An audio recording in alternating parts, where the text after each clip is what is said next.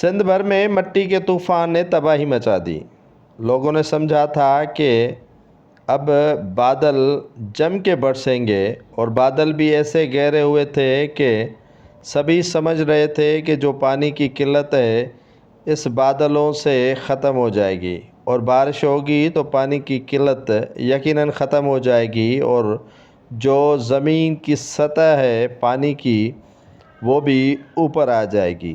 لیکن اللہ تعالیٰ کو منظور کچھ اور تھا، اور مٹی کا طوفان سارے علاقوں میں برسا دیا۔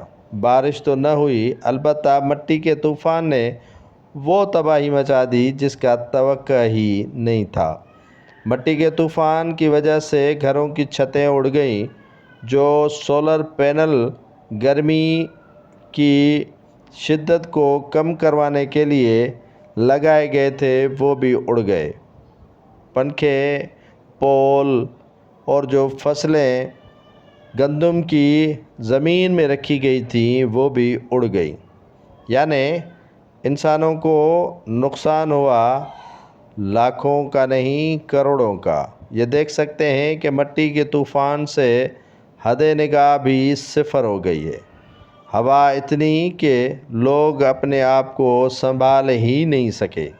سبھی نے سوچا تھا کہ جتنی ہوا ہے اور بادل ہیں شاید برسیں گے، اور آسمان آج گرج چمک کے ساتھ بارش دے گا، لیکن بارش تو نہیں ہوئی۔ مٹی کے طوفان نے زندگی اجیرن بنا دی انسانوں کی۔